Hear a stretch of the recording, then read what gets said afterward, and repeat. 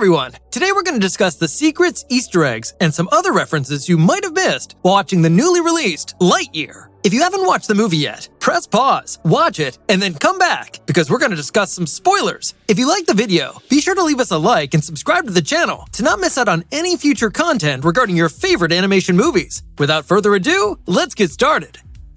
In the Toy Story movies, you can't isolate Buzz Lightyear from his Space Ranger costume. Even after taking a few minutes beyond the bubble headgear in Lightyear, Buzz has seemed to become the most himself when he's decked in the Green Galactic Alliance costume. The Space Ranger outfit certainly appears in a few successive variations all through Lightyear, with the original version from the early part and the enhanced version in the final episodes being the two key ones. They both seem to have a lot of details from Toy Story that longtime enthusiasts will doubtlessly acknowledge. The Lightyear suit is an exact reconstruction of the toy under the three vibrantly colored knobs on Buzz's chest slab, one of whom is again and again used to stimulate stealth mode, and the wrist networker he's clearly talking in and out of is much more than a bumper sticker this time about. Or, at the very slightest, the latest design shown at the end of the movie is. The slightly older outfits have a forearm beam of light and a big red tab rather than a switch on its front, which is brought to light to be the despicable surrender button.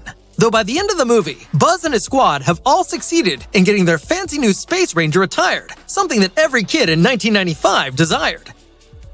Buzz Lightyear is an awesome gadget, as the Toy Story films repeatedly tell us. He has karate chop action, a beam on his forearm, and a flying launcher. All of these special capacities have been used in Lightyear, with a few of them being extremely crucial. Buzz exhibits his karate chop action across many places all through the film, which expresses a much more powerful and flexible gathering of fighting skills. His forearm beam is not included in the old Space Ranger costume prototype, but in the third conduct, Buzz mixes it up by attaching a relatively small handheld laser pointer to his forearm for convenience. The instrument comes in useful all through his struggle with Zurg, and when the fresh Space Ranger outfits are disclosed at the end of the scene, they all have forearm laser beams assembled along. Pixar retains Buzz's flying wingsuit hidden for a large percentage of the movie. Buzz only jumps the flippers to assist keep the vessel on track as the rest of the players rejoin the surroundings in their ship. Everything continues to work out. However, the re-entry could be categorized as plunging with aesthetics. Alicia Hawthorne is a hugely important secondary character in Lightyear. The Lightyear movie introduces her as a Star Command soldier and Buzz's workmate. Her real surname must have been directly influenced by SpaceX's head office in Hawthorne, California. In the following scene, there is a massive fuel stability display case, trying to imply that the crystalline sources of power are volatile and unpredictable, and yet are mainly accountable for Buzz's space launch breakdown.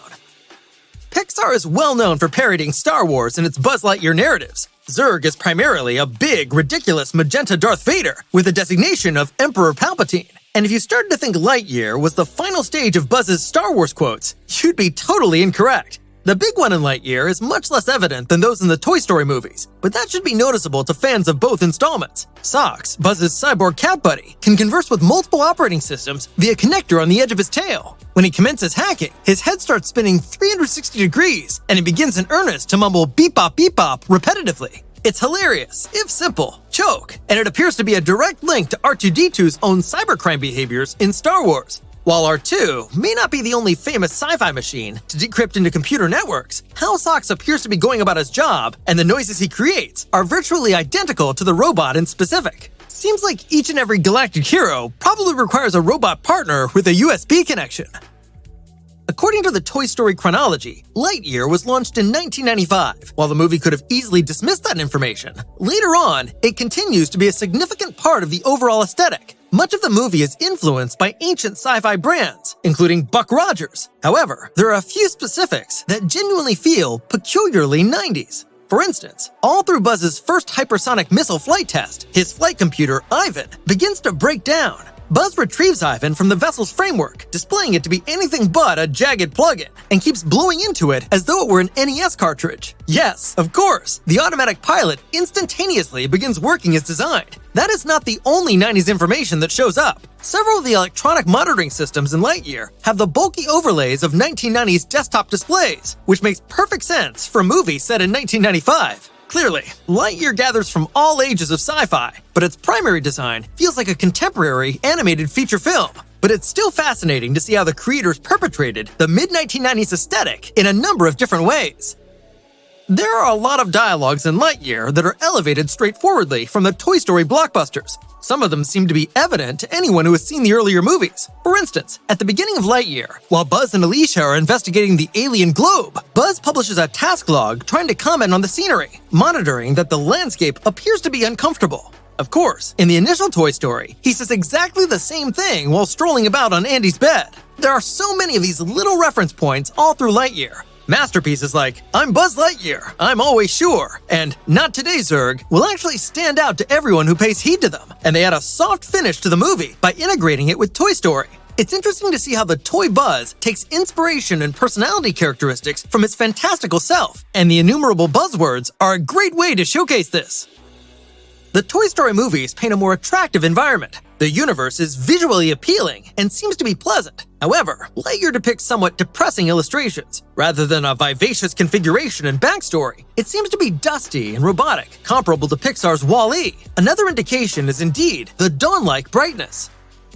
Lightyear's climax foretells a promising future for Buzz, his mates, and the Galactic Alliance. The Space Ranger organization is reinstated with slashing and advanced technologies, and Buzz's squad is officially recognized for elevated deployments. Their first mission is to support experiments in Sector 4's Gamma Quadrant. If you've ever seen Toy Story, you might acknowledge that destination. When Buzz initially arrives in Andy's room, he affirms that he is garrisoned in Sector 4's Gamma Quadrant. The position is stated again in Toy Story 2, where Buzz's computer game fight with Zurg occurs. Given that perhaps the evil monarch is found to be completely awake at the end of Lightyear, an updated model of that combat could actually occur in a spin-off. In a particular instance, it's pleasant to see Pixar adhering to the ridiculous mythology they've developed over the years. Because the Buzz toy has all of his fantasy self's remembrances, it logically follows that he would have a deep relationship with Sector 4's Gamma Quadrant.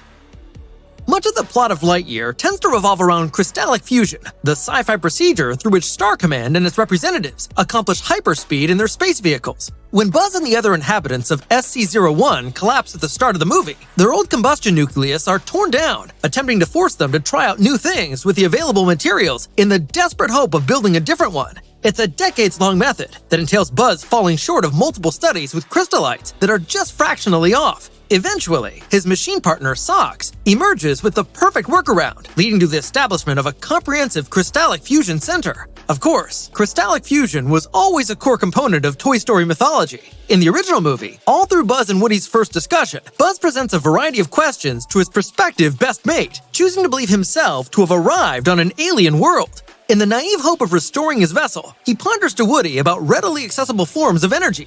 Do you still use carbon fuels, or have you unearthed crystallic fusion? He asks of Woody, who retorts, completely baffled, "We've got double A's." In the majestic framework of factors, this is a small thing entombed in a passing remark, so it's soothing to see Lightyear remain committed to the core principle in its own narrative.